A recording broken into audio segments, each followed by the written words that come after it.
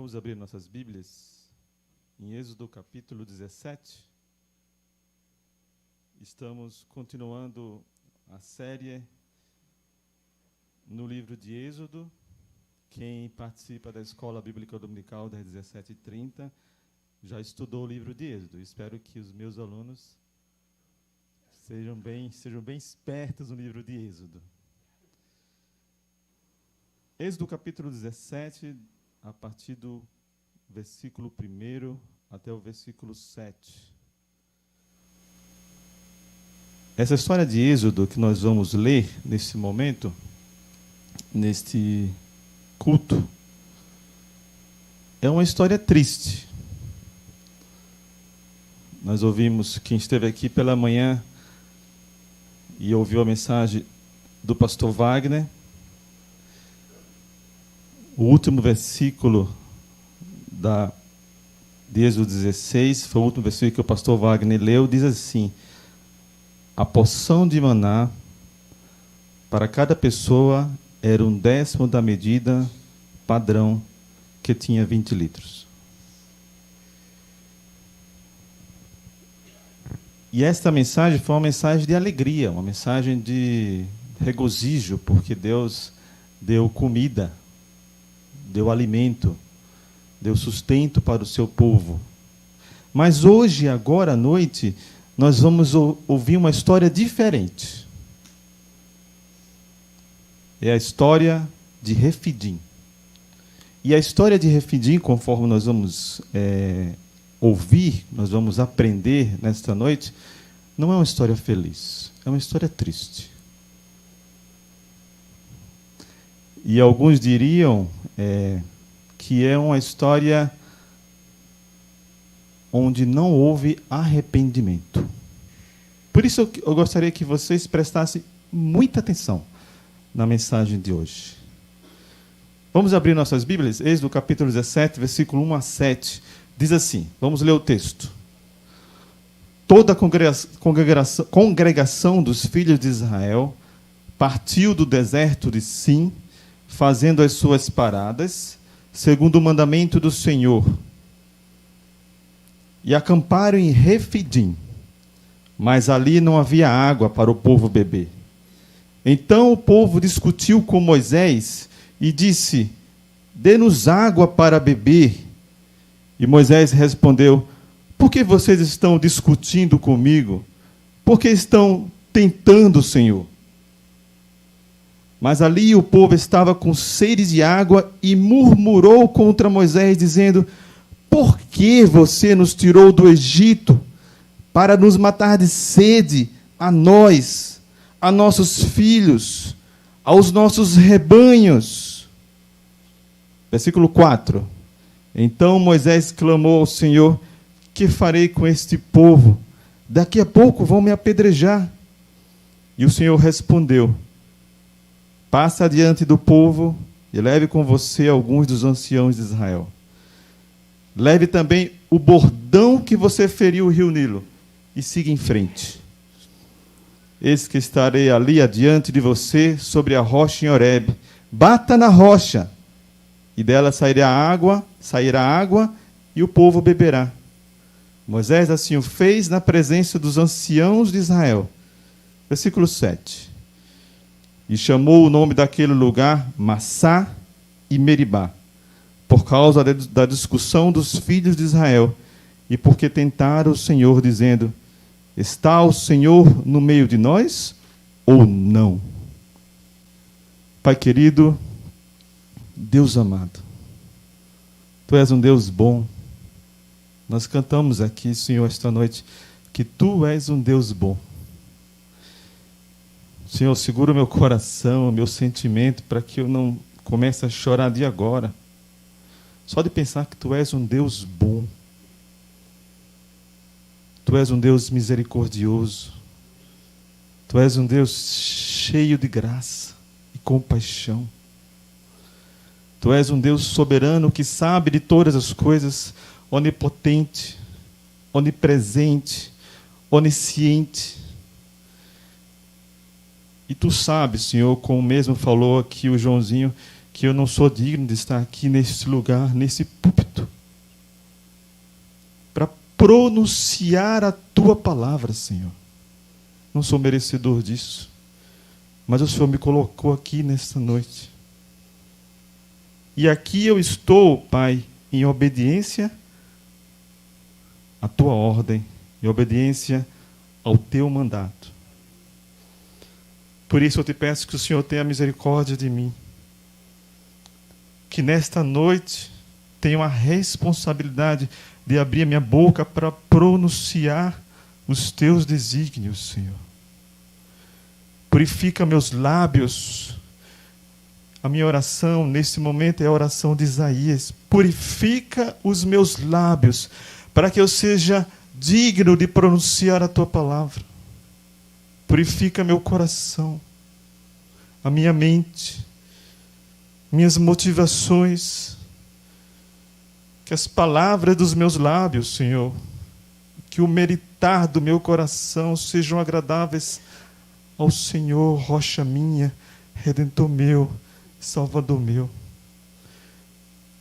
Prepara o coração do teu povo, da tua igreja, para receber a tua palavra. E que essa palavra transforme, que essa palavra incomode, que essa palavra mude o coração dos teus filhos, assim como tem transformado e mudado o meu coração. Esta é a minha oração sincera, em nome de Jesus. Amém. Bom, um grande teólogo da nossa época, Dr. Paul Tripp, ele escreveu um livro que existe, inclusive, traduzido em português pela editora Peregrino, para os que quiserem adquirir. O nome desse livro é As Misericórdias do Senhor Renovam-se a Cada Manhã. Bem sugestivo, né?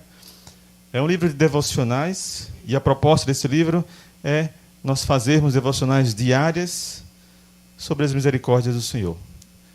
Mas numa das ilustrações, ou numa das meditações que o Dr. Paul Tripp ele traz em seu livro, ele faz a seguinte afirmativa. Ele diz assim: Jesus não é o nosso agente de viagens. Se você procura um agente de viagens, e um bom agente de viagens, esse não é Jesus Cristo. Ele não tem a função, diz o Dr. Paul Tripp, de nos oferecer uma viagem maravilhosa, com muitas distrações, muitos momentos de alegria, muitos mergulhos na praia, muitos pastéis de feira, muita tapioca com queijo. E aí a lista é gigante, né? Jesus não tem esse objetivo, nem essa função. Com muito descanso e sem nenhum problema. Jesus não é o nosso agente de viagens. Mas por causa do nosso próprio coração, e todos vocês sabem disso, do nosso coração endurecido, nós crescemos e nós vivemos pensando que Deus, de alguma maneira ou de outra, de uma forma ou de outra, de forma consciente ou inconsciente, nós pensamos que Deus, de alguma maneira, tem a obrigação de nos oferecer tudo aquilo que nós achamos que precisamos. Para os mais antigos de igreja, para os que assistiam quando criança, escola bíblica dominical, a gente costumava cantar aquela música, né? Deus é tão bom para mim. Quem conhece essa música? Veja como estou contente, minha vida é diferente. Aí você abre um sorriso, né? É que de novo nasci. Mas quando os problemas começam a vir, quando as doenças começam a aparecer, quando as desilusões num casamento, os problemas de casamento começam a acontecer, aí Deus não fica tão bom assim. Aí a gente não consegue cantar essa música com tanta alegria. Deus é tão bom para mim.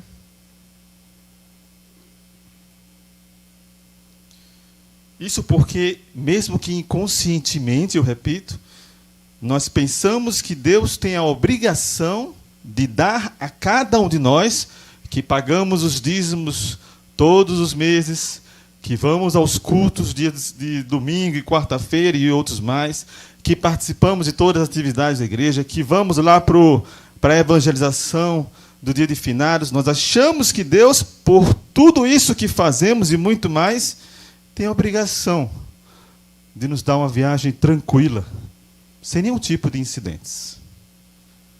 E quando os problemas aparecem, muitos de nós se voltam contra o Senhor e falam assim, como uma criança de 6 anos: isto não é justo.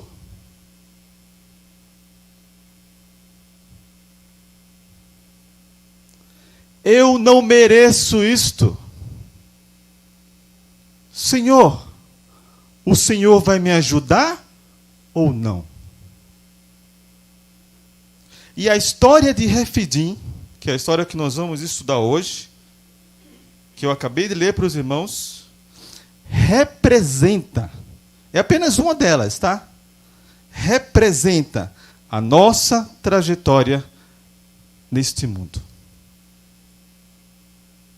Se vocês tiverem a curiosidade em casa, em Números 33, a partir do versículo 1, Moisés faz um resumo. Irmão Roberto, você pode colocar, por favor, aquele mapa?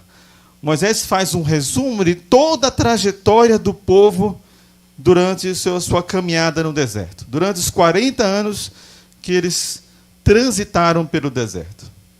Números 33 fala que o povo saiu de Ramsés, lá no Egito, na região de Gósen, depois de tudo aquilo que Deus tinha oferecido, que Deus tinha feito para o povo, as 10 pragas, as maravilhas que Deus fez, a Páscoa, o povo sai de Ramsés para Sucote, de Sucote para Etã, de Etã Deus fala assim, volta, vai agora para Piairote, está lá em Números 33.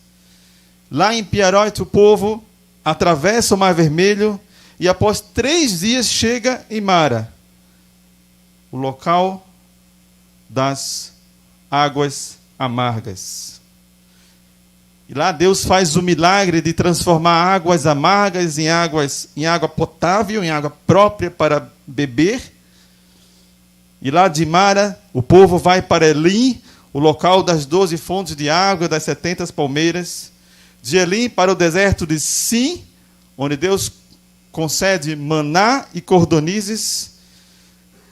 De Sim para Dófica, de Dófica para a luz, e de a luz, finalmente, chegamos ao capítulo 17 de Êxodo, para Refidim. Alguns estudiosos dizem que de Manassés até Refidim, nessa trajetória toda que eu citei rapidamente para vocês, o povo levou mais ou menos 6 a 8 semanas.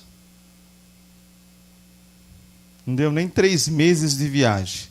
Mas neste pouco tempo de viagem, o povo já tinha presenciado diversas manifestações do poder de Deus. Vamos lembrar? Por exemplo, Êxodo capítulo 7 até o capítulo 12, não se preocupe que nós não vamos ler esse texto. Deus traz as famosas 10 pragas. Ah, as pragas, meu Deus, se eu estivesse lá, para presenciar as maravilhas que Deus fez. Moisés, toca com teu bordão no rio. E de repente todo o rio se transforma em sangue. Êxodo 14, a travessia do Mar Vermelho, a morte dos egípcios. Talvez o milagre mais estupendo, talvez o milagre mais intenso que foi descrito na palavra de Deus. O mar se abre e de repente o mar se fecha e os egípcios morrem. E aqui a discussão, eu não vou entrar nessa discussão teológica, liberal, histórico-crítica de mar baixinho, mar alto, isso não interessa, meus irmãos. Eu acredito na palavra de Deus. Êxodo 15, o milagre das águas amargas e doces em Mara. Êxodo 16, o maná e as cordonizes. Quantas maravilhas Deus já tinha feito. E agora o povo estava em Refidim para uma nova jornada. Um novo capítulo na história deste povo que Deus tanto ama. E aí, nesse texto que nós lemos, a gente pode separar pelo menos 4 cenas. Pensa numa peça teatral. Essa peça teatral que nós estamos lendo aqui, que é da vida real, a gente pode dividir em pelo menos 4 cenas, 4 partes. Primeira parte. Primeira cena, versículo 1 de Êxodo 17. Toda a congregação dos filhos de Israel partiu do deserto de Sim, fazendo as suas paradas, todas essas paradas que eu comentei com vocês. Agora preste atenção na frase que vem a seguir. Segundo o mandamento do Senhor. E essa primeira cena, essa primeira parte de Êxodo 17, já nos ensina de cara uma coisa. Que Deus conduziu o povo para um lugar sem água. Olha o que diz o primeiro versículo de Êxodo 17. Fazendo suas paradas, segundo o mandamento do Senhor, ou seja, foi Deus que mandou, foi Deus que orientou o caminho, e acamparam em Refidim, mas ali não havia água para o povo beber. Então, o que é que eu concluo com essa primeira cena? Que Deus não foi Moisés, não foram os anciãos, não foi Arão ou quem quer que seja. Foi Deus que conduziu o povo para um lugar sem água. Deus tinha um objetivo, não era levar para a luz. Deus tinha um objetivo, não era levar para Dófica, para nenhum desses locais que eu citei. Deus tinha o objetivo de levar o povo para Refidim, onde não tinha água. Foi Deus que conduziu esse povo e não Moisés. E aí, de cara, a gente já aprende uma coisa. Preste atenção no que eu vou falar para vocês. Se você é um cristão verdadeiro, que entregou sua vida a Cristo, que é filho dele e servo dele, saiba que Deus, um dia, se já não o fez, o conduzirá para locais sem água, para Refidins. Você não vai entender, você não vai saber o motivo, você não saberá o caminho. Muitas vezes você não entenderá por que você está lá. Mas uma coisa você tem que saber. Foi Deus que te mandou para lá. Isaías capítulo 55, versículos 8 e 9, diz assim: porque os meus pensamentos não são os pensamentos de vocês, os caminhos de vocês não são os meus caminhos, diz o Senhor.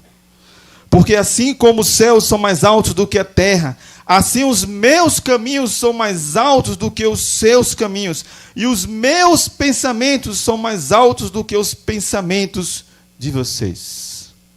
Você não vai saber, mas Deus vai te levar para lá. Provérbios capítulo 16, versículo 9 diz: o coração do homem traça o seu caminho, mas é o Senhor que dirige os seus passos. Tiago capítulo 4, versículos 13 a 15, a palavra de Deus diz: escutem agora vocês mesmos que dizem, Hoje ou amanhã iremos para tal cidade e lá passaremos o ano, faremos negócios, teremos lucros. Vocês não sabem o que acontecerá amanhã. O que é a vida de vocês? Vocês não passam de neblina que aparece por um instante e logo se dissipa. Em vez disso, vocês deveriam dizer: se Deus quiser, nós viveremos, como também faremos isto ou aquilo. Tiago 4, 13 a 15. Efésios capítulo 1, versículo 11, diz assim: em Cristo fomos também feitos herança, predestinados segundo o propósito daquele que faz todas as coisas conforme, preste atenção, conforme o conselho da sua vontade. Efésios 1 e 11. Então a conclusão que eu tiro aqui é que é Deus que faz, não é você. Vocês querem mais? Tem mais na Bíblia. Jó capítulo 1, versículo 21 diz assim: e disse Jó: nu saí do ventre da minha mãe e nu voltarei.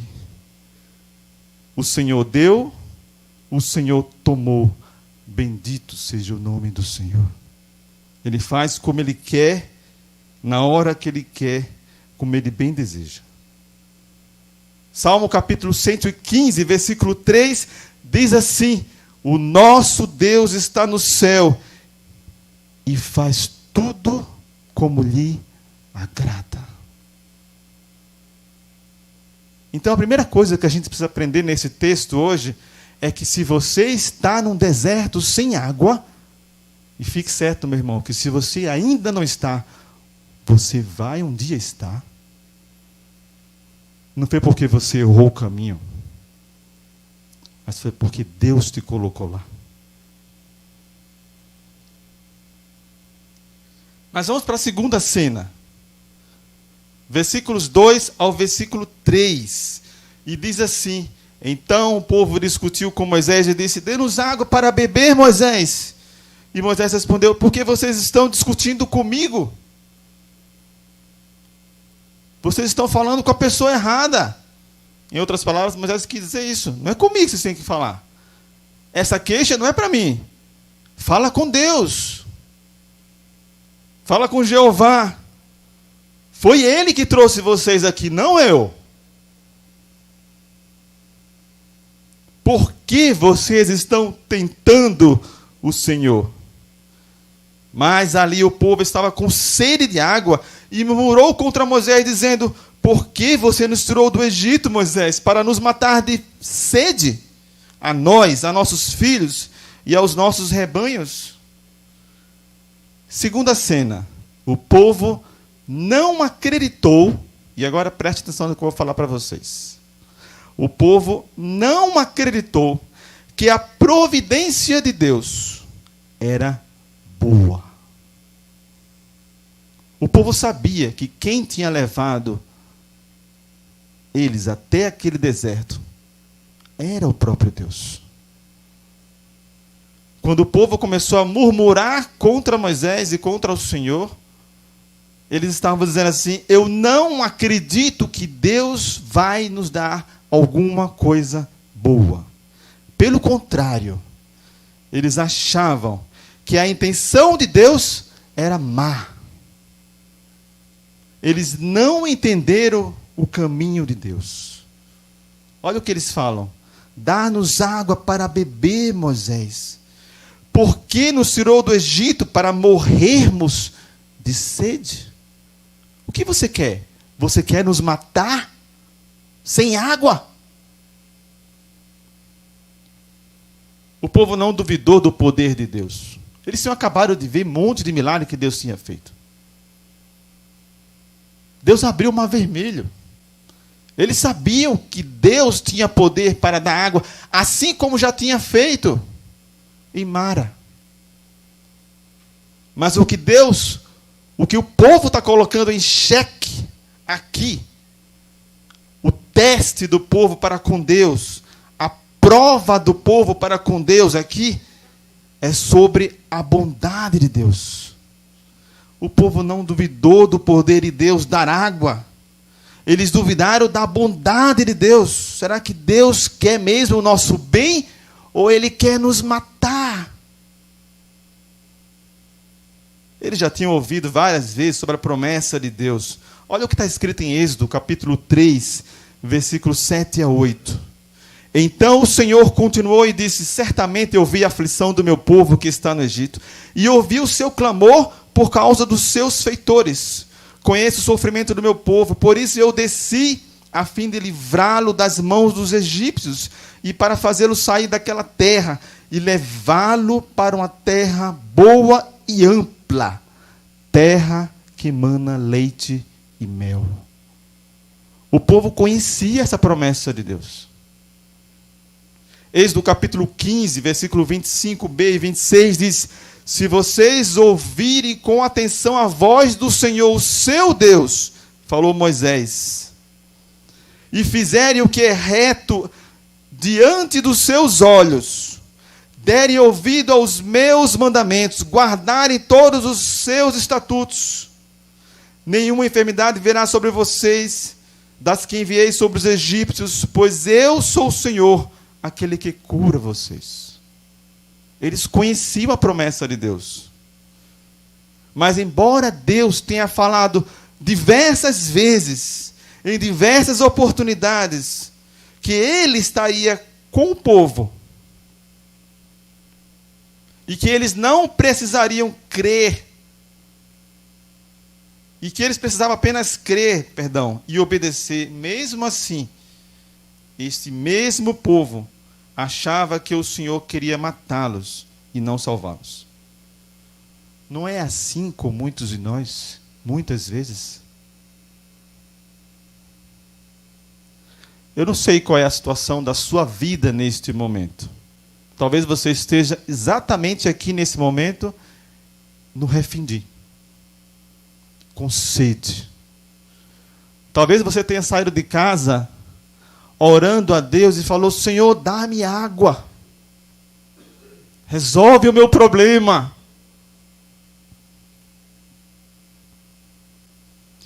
Eu estou num deserto sem água, sedento, cansado. Mas por isso mesmo, meus irmãos, meus queridos irmãos, que muitas vezes, por causa do nosso sofrimento, e eu acredito, nós sofremos, por causa da nossa dor, por causa da nossa sede, como me refendi, nós clamamos a Deus e falamos assim: eu não acredito que foi Deus que me trouxe até aqui. Deus é bom, Ele não faz essas coisas. Ou mesmo que eu acredite que foi Deus que me levou até aquela situação, eu começo a questionar Deus por causa da minha dor e do meu sofrimento, e eu grito a Deus e falo: Senhor, o Senhor por acaso se esqueceu de mim?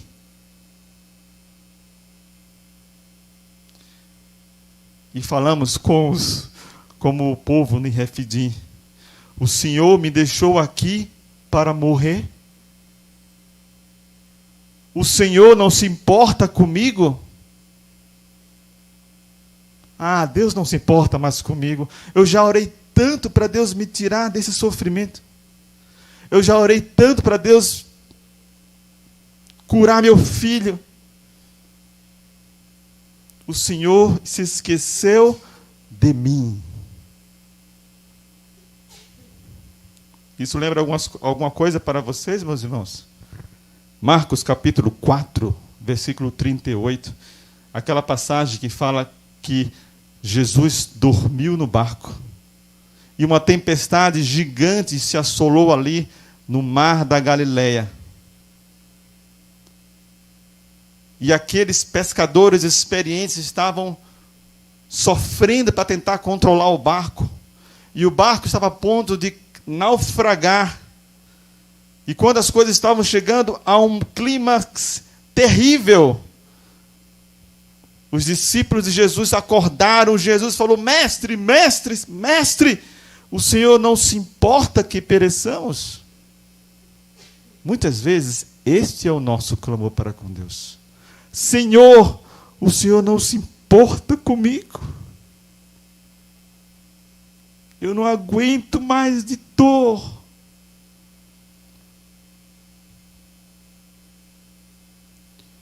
Mas preste atenção.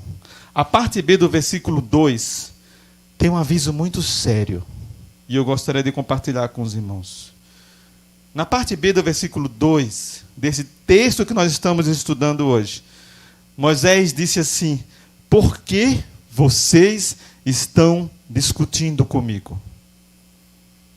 Por que estão tentando o Senhor? E a palavra tentação aí, no grego, e também no hebraico, que é peirazo, significa cutucar, tentar, provocar, testar. Quando Moisés falou assim, por que vocês estão tentando ao Senhor?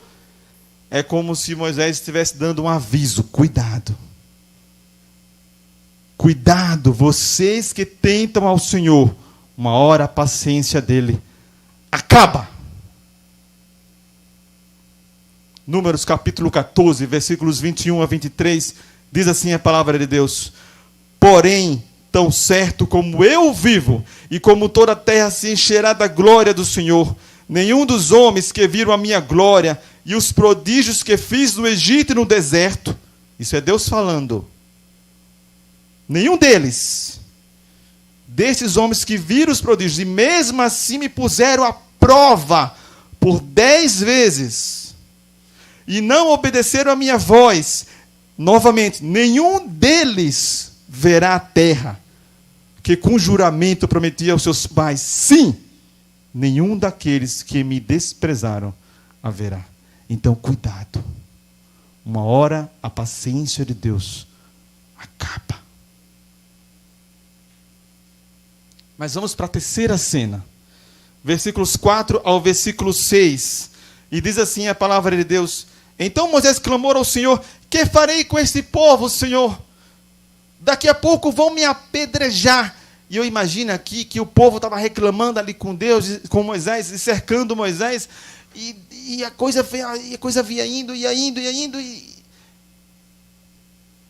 o povo vai me matar. O povo vai me apedrejar. E Moisés clamou a Deus. E o Senhor, com toda a paciência do mundo, que só Ele tem, respondeu: Moisés, passe adiante do povo e leve com você alguns dos anciãos de Israel. Deus poderia ter falado assim: que absurdo! Como algumas vezes Ele fez. Este povo me testando, questionando a minha bondade. Tantas vezes eu fiz aliança com esse povo. Tantas vezes eu disse: se vocês obedecerem os meus mandamentos, eu estarei com vocês para todo sempre. E agora eles duvidam da minha bondade, da minha presença, da minha provisão. Deus não fez isso aqui nesse texto. Simplesmente Deus respondeu para Moisés: Moisés, passe adiante do povo e leve com você alguns dos anciãos de Israel. Leve também o bordão com que você feriu o Nilo. E siga em frente. E eis que estarei ali diante de você sobre a rocha em Horebe. Bata na rocha e dela sairá água. E o povo beberá. O Senhor continua. Terceira cena. O Senhor continua exercendo misericórdia, graça para conosco, comigo e com você, mesmo que não sejamos merecedores dela. Sua paciência ainda não acabou. Passe adiante, olha o que Deus falou. Leve alguns anciãos, leve o bordão que feriu o Nilo e vá. Eu estarei ali com você. Deus é misericordioso e pacientemente engole seco toda aquela reclamação do povo, toda aquela tentação, todo aquele teste. Como é que é, Senhor? Vai dar água ou não? O Senhor é bom ou não? Cadê a água? Quer nos matar de sede? O Senhor pacientemente, com toda a misericórdia, fala a Moisés: passa adiante do povo. Leva algumas testemunhas com você. E aí, neste ato de misericórdia de Deus, podemos ver algumas coisas muito interessantes. Algumas características muito interessantes desse ato de misericórdia de Deus. Primeira característica: o ato de misericórdia de Deus, o ato de glória de Deus, de manifestação do seu poder e da sua glória, ele é público e com testemunhas, para que todos vejam e saibam. Deus não esconde a sua glória e majestade, muito pelo contrário, meus irmãos. Ele quer que todos vejam, e vendo todos adorem. Isaías capítulo 60, versículo 1 diz assim: levante-se, resplandeça, porque já vem a sua luz, e a glória do Senhor está raiando sobre você. Todos têm que ver a glória de Deus, a luz de Deus. Hebreus capítulo 2, versículo 14 diz: porque a terra se encherá do conhecimento da glória do Senhor, como as águas cobrem o mar. Deuteronômio capítulo 5, versículo 24, diz assim: eis que o Senhor nosso Deus nos mostrou a sua glória e a sua grandeza, e ouvimos a sua voz no meio do fogo. Hoje vimos que Deus fala com as pessoas e elas permanecem vivas.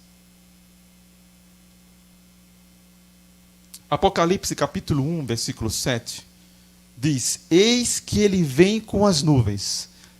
Ele virá, escatologia. Eis que ele vem com as nuvens, e todo olho verá, até mesmo aqueles que o traspassaram, e todas as tribos se lamentarão por causa dele, certamente. Amém. Filipenses capítulo 2, versículos 10 e 11 diz: para que ao nome do Senhor Jesus se dobre todo joelho, nos céus e na terra, e debaixo da terra, e toda a língua confesse que Jesus Cristo é o Senhor. A gente pode falar isso? Jesus Cristo é o Senhor, para a glória de Deus Pai. Amém. Não se engane, todos eles, todos aqueles que estavam em Refidim, todos aqueles que adoram a Deus e aqueles que dão as costas para Deus, um dia vão dobrar seus joelhos e adorar a Deus, querendo ou não querendo, porque Ele não esconde a sua glória de ninguém. Mas o ato de misericórdia de Deus também, e olha como é impressionante o amor de Deus, o ato de misericórdia de Deus também é um ato contínuo, desde o rio Nilo. Olha o que fala o texto: leve o bordão com que você feriu o rio Nilo. Êxodo capítulo 7, se vocês voltarem um pouquinho em sua Bíblia, algumas páginas, lá no versículo 17 está escrito assim: assim diz o Senhor, nisto você saberá que eu sou o Senhor, com este bordão que tenho na mão, ferirei as águas do rio, e elas vão virar sangue. Deus está mostrando aqui que Ele é o mesmo Deus. Ele não mudou. É o mesmo Deus que tirou o povo do Egito, lá em Êxodo 7 a 12. É o mesmo Deus que abriu o mar vermelho em Êxodo 14. É o mesmo Deus que forneceu alimento para o povo durante 40 anos, lá em Êxodo 16. É o mesmo povo que derrubou os muros de Jericó, Josué 6. É o mesmo Deus, Ele não mudou. É o mesmo Deus que matou os 450 profetas de Baal e os 400 profetas de Azerá, 1 Reis 18. É o mesmo. É o mesmo Deus Pai que enviou o seu Filho, Jesus, 100% Deus, 100% homem, para morrer numa cruz por mim e por você, João 3, 16, 17. Porque Deus amou o mundo de tal maneira que deu o seu Filho unigênito para que todo aquele que nele crê não pereça, mas tenha a vida eterna. Porque Deus enviou o seu Filho ao mundo não para que condenasse o mundo, mas para que o mundo fosse salvo por ele. Jesus Cristo é o mesmo ontem, hoje e para sempre. Hebreus 13:8. É o mesmo. E mesmo você no seu quarto de oração, clamando e achando que Deus não vai resolver o seu problema, que Deus não vai te dar água no deserto, lembre-se, é o mesmo Deus. Ele não mudou. Ele não está mais fraquinho. É o mesmo Deus soberano. Tiago capítulo 1, versículo 17, diz: toda boa dádiva, todo dom perfeito, vem lá do alto, descendo do Pai das luzes, em que não pode existir variação ou sombra de mudança. Ele é o mesmo, meu irmão. Acredite nisso. Existe uma terceira característica do ato de Deus aqui em Refidim. E a terceira característica, essa eu considero como a mais maravilhosa de todas. Talvez a mais maravilhosa de toda a Bíblia, de todo o texto bíblico. E a característica é essa: Ele mesmo, Deus, estará presente. Olha o que diz o texto: eu estarei com você. Não está escrito assim: eu enviarei um anjo com você. Eu enviarei um soldado com você. Eu ficarei lá em cima do monte, e quando você chegar lá, eu vou dar o já, e você toca lá a vara, e fere a rocha, e sai água. Não. Deus falou: eu irei com você. Passa diante do povo. Leva os anciãos como testemunha. Eu estarei lá.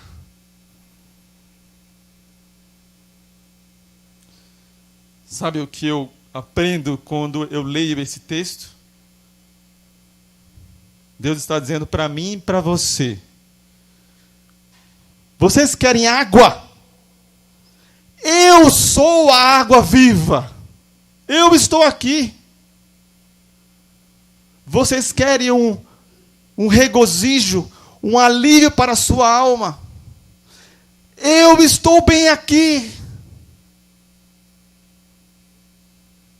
Vocês querem a cura para a sua doença, talvez um câncer?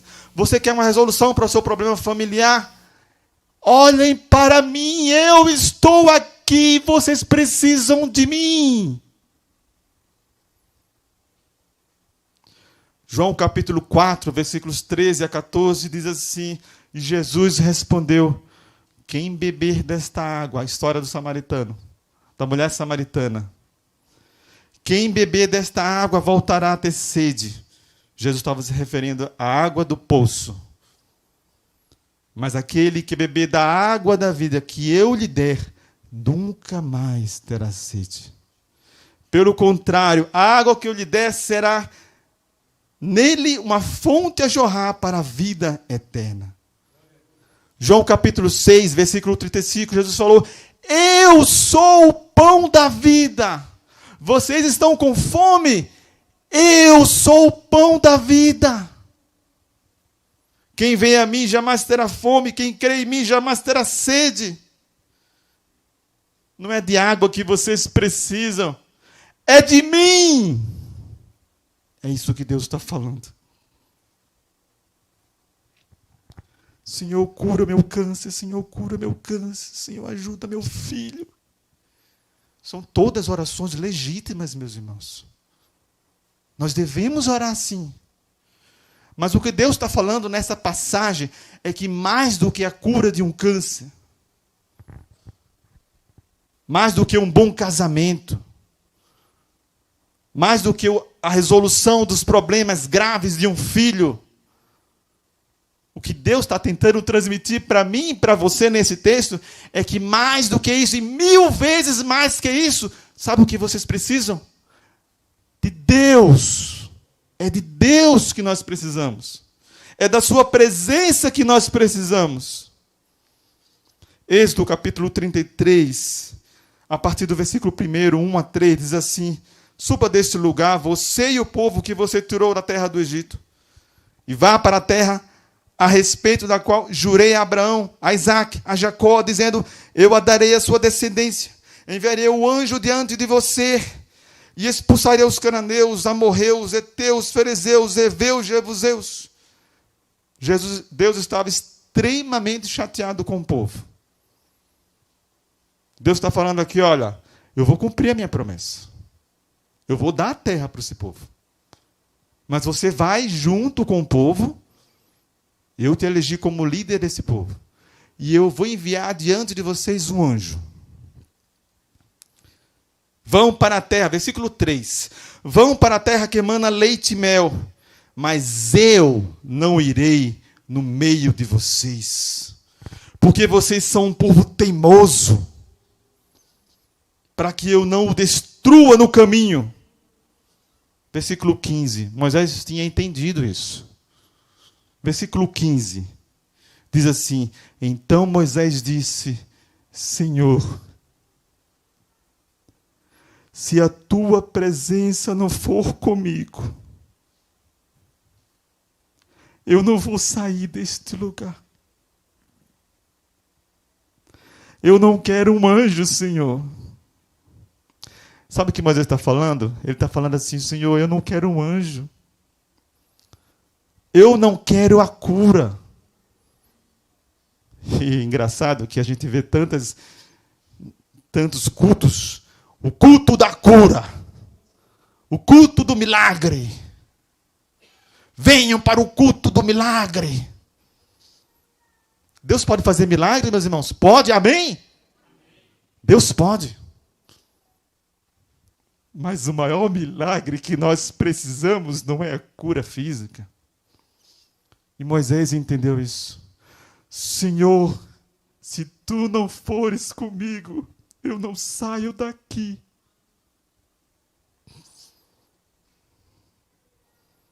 Salmo capítulo 63, versículo 3, é um dos versículos mais maravilhosos da Bíblia. Salmo de Davi. Davi falou assim: porque a tua graça é melhor do que a vida, e os meus lábios te louvam. Mata-me, Senhor, se for preciso, se tu quiseres, mas não se aparte de mim. Não saia da minha presença. É isso que Davi está falando. Mais que a cura de um câncer, você e eu precisamos de Deus. Mais que um bom casamento, mais que filhos, mais que um bom emprego, mais que casa própria, mais que saúde, mais que tudo, 1000 vezes precisamos de Deus. E no dia que nós entendermos isso, nós vamos descansar nele. Pode vir tempestade atrás de tempestade. Pode vir doença. Pode vir problemas financeiros. Pode vir, venham problemas. Mais do que a cura, eu preciso de Deus. Se Deus está comigo. Lembra da música? Se Deus está comigo no barco, tudo vai bem. Mas existe uma quarta característica desse ato de misericórdia de Deus. O ato de misericórdia de Deus, e olha que maravilhoso, isso não acabou. O ato de misericórdia de Deus implica em Ele, Deus, ter enviado o seu único filho unigênito, seu único filho, o filho unigênito, Jesus, para ser ferido e morto, para que pudéssemos beber a água da vida. Olha o que está escrito no texto. Bata na rocha, e dela sairá água, e o povo beberá. E sobre isso mesmo, Paulo fala lá em 1 Coríntios, capítulo 10, versículos 3 a 4. Todos eles, referindo ao povo, Nessa mesma história, em Êxodo 17, todos eles comeram do mesmo alimento espiritual, beberam da mesma bebida espiritual, porque bebiam da pedra espiritual que os seguia, e a pedra era Cristo. A pedra era Cristo. A pedra que foi ferida é Cristo. Deus estava em cima da pedra, presenciando tudo. E a pedra foi ferida. E com o ferimento da pedra, saiu água. O que é isso? Isso é Isaías 53, 2 a 5. Porque foi subindo como renovo diante dele, falando de Jesus. E como raiz de uma terra seca, não tinha boa aparência, não tinha formosura. Nós olhamos para ele, mas não havia nenhuma beleza que nos agradasse. Ele era desprezado. Era o mais ajeitado entre os homens. O texto está falando de Jesus. Homem de dores. Homem que sabe o que é padecer, sofrer. E como de quem os homens escondem o rosto, era desprezado e não fizemos dele caso algum. Sabe o que o texto está querendo falar? Eu não sei se vocês entenderam esse texto. Mas sabe o que o texto está querendo falar? Está passando um homem moribundo perto de você, e você olha aquele homem e acha aquele homem tão moribundo, tão sofrido, tão triste, que você não aguenta olhar. Minha esposa é assim. Minha esposa, quando vê uma pessoa muito moribunda na rua, ela se sente mal, ela não gosta nem de olhar. Dá uma coisa ruim nela. Às vezes ela fala assim: Jardel, vamos sair logo daqui, que eu não estou me sentindo bem de ver essa situação. Foi exatamente assim com Jesus. As pessoas olhavam para ele e falavam: nossa, meu Deus, o que aconteceu com aquele homem? Deus deve estar muito irado com aquele homem, como ele está desfigurado. Imagine isso na cabeça de vocês. Versículo 4. Certamente ele tomou sobre si as nossas enfermidades, e as nossas dores levou sobre si, e nós o considerávamos como aflito, ferido de Deus e oprimido, mas ele foi traspassado por causa das nossas transgressões, esmagado por causa das nossas iniquidades. O castigo que nos traz a paz estava sobre ele, e por suas pisaduras fomos sarados. Aleluia! Jesus é a nossa rocha. Mas aí vamos para a parte final do texto. A quarta cena e última cena, meus irmãos. Versículo 7. Diz assim: e chamou o nome daquele lugar Massá e Meribá, por causa da discussão dos filhos de Israel. E porque tentaram o Senhor, dizendo: está o Senhor no meio de nós ou não? Como é que é, Deus? Vai trazer água ou não vai?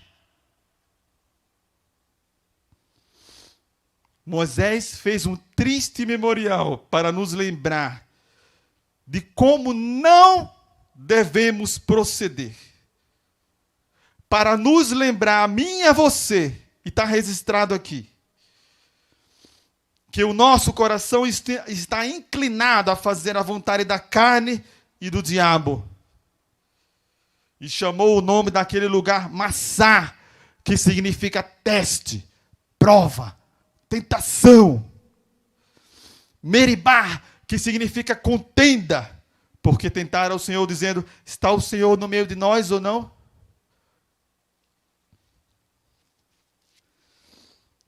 Moisés poderia ter colocado qualquer nome para esse memorial. Ele poderia ter colocado o nome assim: Deus é fiel. Memorial de Refidim. Ele poderia ter escrito assim: Deus é bom. Deus é soberano. O dia em que Deus deu água para o seu povo. Deus é amor. Mas Moisés não escreveu nada disso. Moisés batizou aquele memorial de o dia em que o povo contendeu e testou o Senhor. Um dia triste. E é muito interessante que quando você lê o texto, se você voltar um pouquinho o texto, quando Deus fala com Moisés, Deus fala assim, ó, Moisés, bata na rocha, e dela sairá água, e o povo beberá. Futuro. O tempo verbal aqui é o futuro. E o texto, a história termina com Moisés dizendo, e chamou aquele lugar de vergonha, contenda. O texto não fala que o povo bebeu água. Fala? Não fala. É claro que nós sabemos que o povo bebeu água, porque Deus falou o que faria. Mas o texto não fala que o povo bebeu água, porque esse não era o objetivo de Moisés. Essa não era a ênfase de Moisés. O que Moisés queria mostrar, e queria que todas as gerações e nós aqui, neste dia, soubéssemos, e que aquele dia foi o dia da vergonha. O dia que o povo contendeu contra o Senhor, testou o Senhor, provou o Senhor.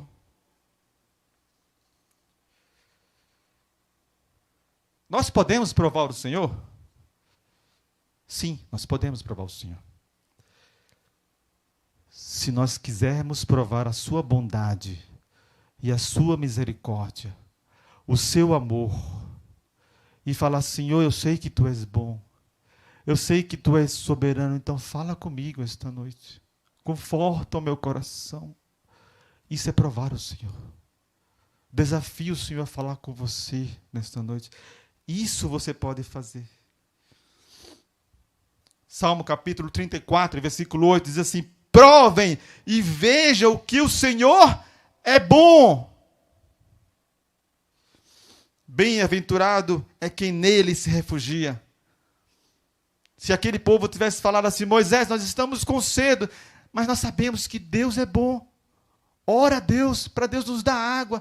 Nós estamos com sede, Moisés, eu sei que Ele vai atender a nossa oração. Isso era uma prova boa. Mas eles não fizeram isso. Moisés, como é que é? Deus é soberano, mas Ele vai ou não vai dar água? Quero ver.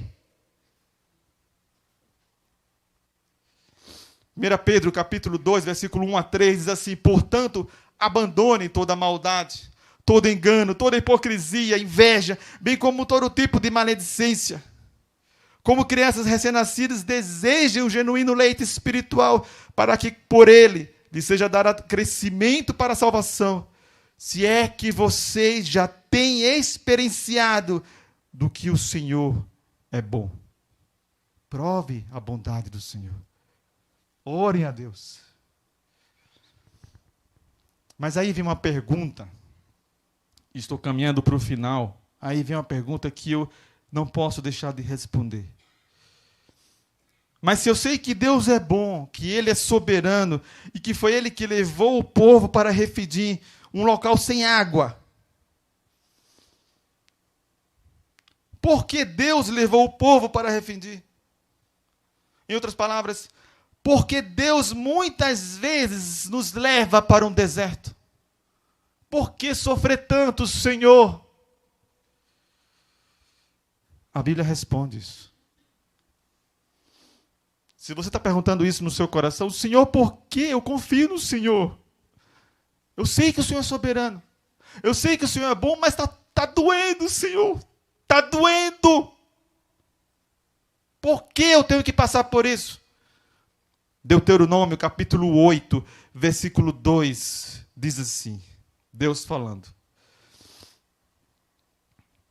Lembrem-se de todo o caminho pelo qual o Senhor, seu Deus, os guiou no deserto durante esses 40 anos. Palavras de Moisés. Lembrem-se de todo o caminho pelo qual o Senhor, seu Deus, os guiou no deserto durante esses 40 anos. Para quê? Para humilhar vocês. Para pôr vocês à prova. Para saber o que estava no coração de vocês. se guardariam ou não os seus mandamentos. Mas quando a gente lê esse texto, eu pelo menos fico um pouco confuso, ou ficava um pouco confuso quando eu li esse texto.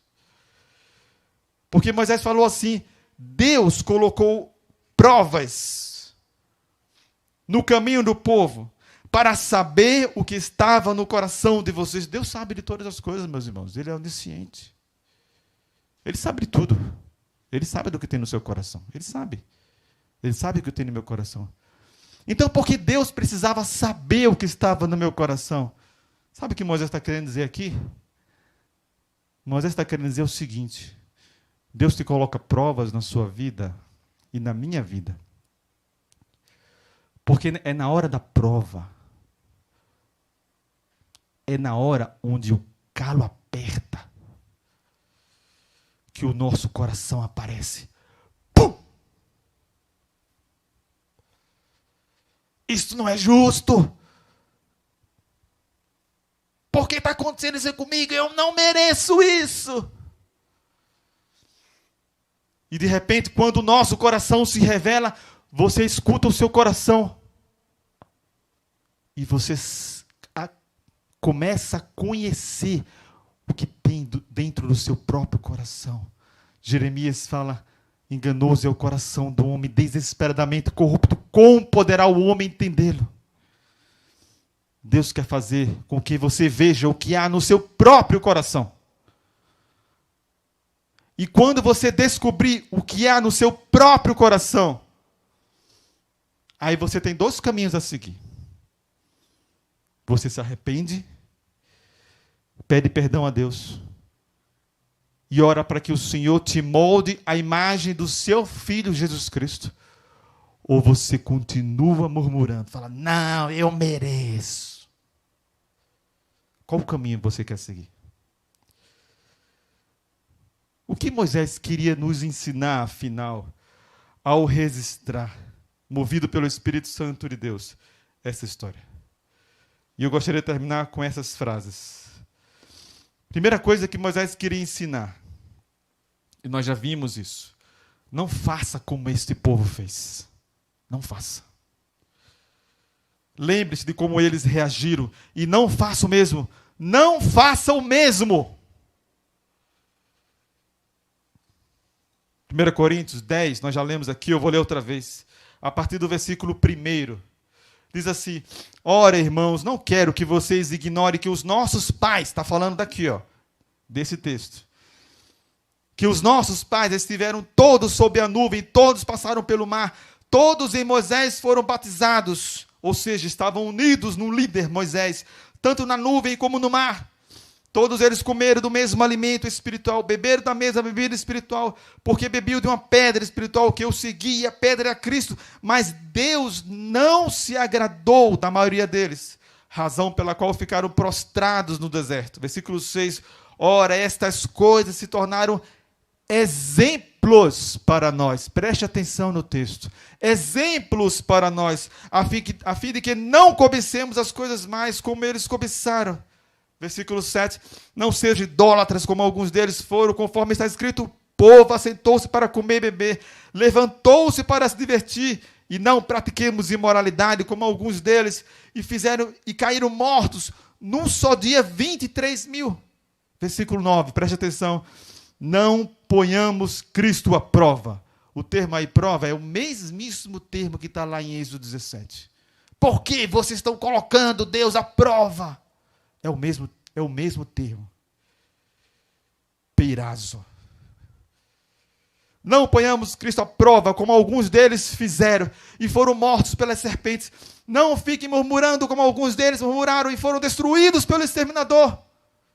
Percebem? Versículo 11. Essas coisas aconteceram com eles, mais uma vez, para servir de exemplo, e foram escritas como advertência a nós, para que o fim dos tempos, porque o fim dos tempos tem chegado. Hebreus capítulo 3, versículos 7 a 9, diz assim: por isso, como diz o Espírito Santo, hoje, não é amanhã, é hoje, se ouvirem a sua voz, não endureçam o coração, como foi na rebelião no dia da tentação no deserto. Está falando de Refidim. Onde os pais de vocês me tentaram, mais uma vez a mesma palavra, peirazo, pondo-me à prova, e viram as minhas obras durante 40 anos. O que nós aprendemos nesse texto?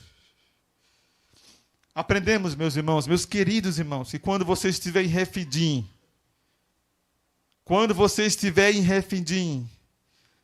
não diga, e aí, Senhor, como vai ser? Vai me salvar ou não? Não façam isso. Não façam isso. Mas como um Deus justo, um Deus santo, santo, santo, como fala em Isaías e Apocalipse, santo 3 vezes, santíssimo, como um Deus que odeia o pecado, que não se mistura com o pecado, pôde simplesmente aqui em Refidim, preste atenção, como ele pôde simplesmente ignorar os atos de desobediência e murmuração e contenda de um povo que duvidava da sua bondade, e assim, ignorando isso, dar água. Será que o Senhor rebaixou a sua santidade? Não, vou baixar um pouquinho aqui o nível de qualidade, senão ninguém sobra. Será que foi isso que Deus fez? Será que Deus pegou o pecado do povo e varreu para debaixo do tapete? Como conciliar a bondade de Deus, a graça de Deus, a misericórdia de Deus com a sua justiça? Aí vem um versículo mais lindo da Bíblia. Acho que eu falei isso umas 3 vezes hoje, né? Romanos capítulo 3, versículo 25. Abram a Bíblia nesse texto. Romanos capítulo 3, versículo 25. Se vocês não sabem de qual, decorem esse versículo. Como Deus que é santo, santo, santo,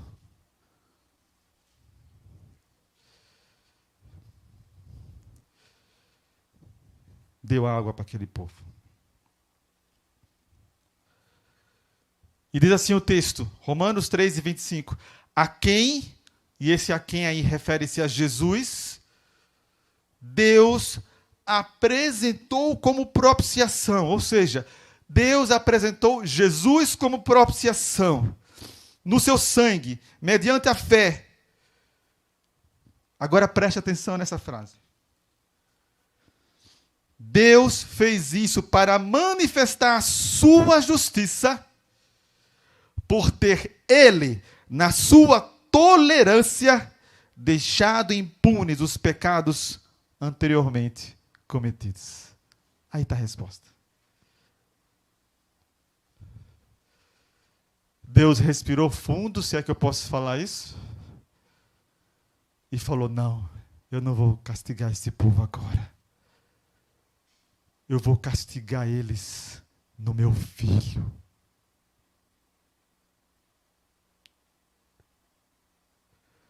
Eu não vou castigar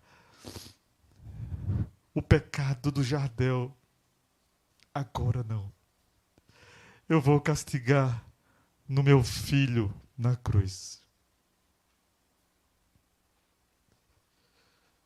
Não, meus irmãos. Deus não deixou impune. Não deixa e nunca deixará impune nenhum pecado. Nenhum. E pode ser que o que eu vou falar agora pareça um pouco rude, ou um pouco forte demais, mas eu não tenho outra maneira de falar isso. Todos os pecados, todos os pecados do povo em Êxodo, os seus pecados, os meus pecados, todos os pecados, não sobra nenhum. sem exceção, serão pagos ou na cruz de Cristo ou no inferno. Todos os pecados serão pagos ou na cruz de Cristo ou no inferno, mas todos serão pagos. Por isso que nós dizemos que o maná era Cristo, a rocha era Cristo, a água que saciou o povo era Cristo.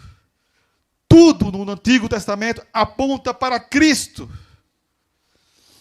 Todos os pecados dos eleitos de Deus no Antigo Testamento foram pagos na cruz de Cristo. Nenhum pecado ficará impune, nenhum. Não nos safaremos em nenhum pecado. Romanos 8,32 diz: aquele que não poupou o seu próprio filho, mas por todos nós o entregou, será que não nos dará graciosamente com ele todas as coisas? Romanos 8,32. Se Deus te levou para Refidim e você está com sede, e você está aflito por causa das suas adversidades, as suas lutas, com seus problemas de relacionamento e muitos mais, escute isso, Romanos 8,32. Aquele que não poupou o seu próprio filho, mas que por todos nós o entregou, será que ele mesmo não dará para você e para mim graciosamente todas as coisas?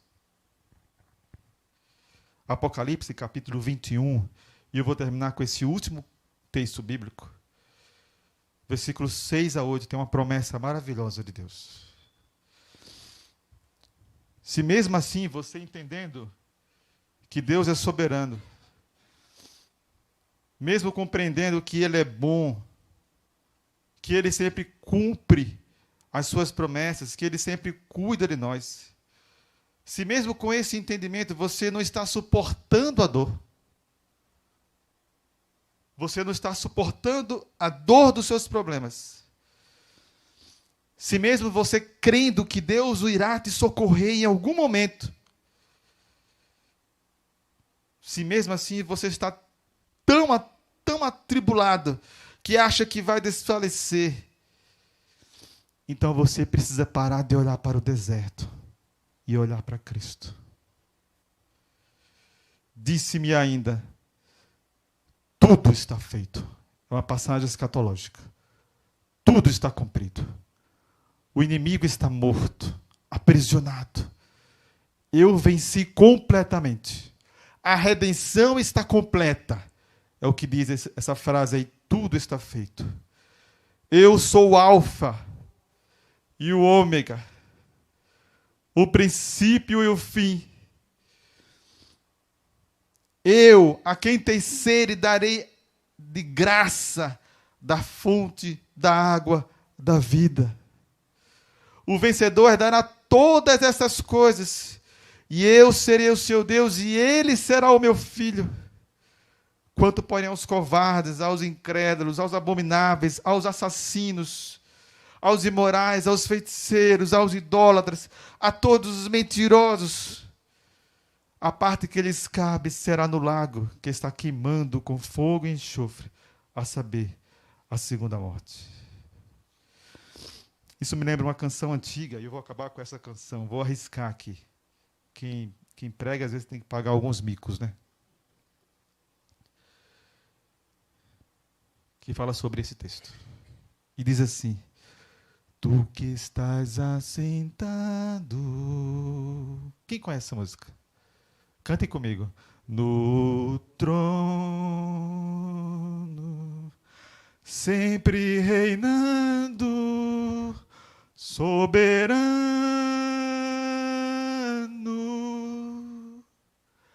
anjos cantando, aleluia, homens louvando, Deus reunido com seu povo, ó Alfa, Ômega, Cristo, Filho. Maranata, Senhor. Ó, vem. Ó, vem, Senhor Jesus. Olhe para Cristo. Ansioso espero. Pare de olhar para os seus problemas. Olhe para Cristo. A tua volta. O grande dia em que tu virás. Não duvide. Então subiremos, contigo estaremos, oh aleluia, para todo sempre, aleluia, Maranata, Cristo, Filho, Mestre, ó vem, ó Senhor, vem Senhor, ó vem Senhor Jesus. Senhor, corrija a nossa visão, corrija a nossa cosmovisão. Não permita que a gente olhe para os nossos problemas, mas a gente olhe para o Senhor e anseie a sua volta. A tua palavra diz que todos os problemas que nós passamos aqui não é nada comparada com a glória que nós presenciaremos diante do Senhor. Tu nos ensinaste na tua palavra que de tudo que nós precisamos é da tua presença, Senhor. Ajuda-nos a entendermos isso, porque no dia e no momento em que nós entendermos isso, nós descansaremos em Ti. Vem, Senhor. Maranata. Amém.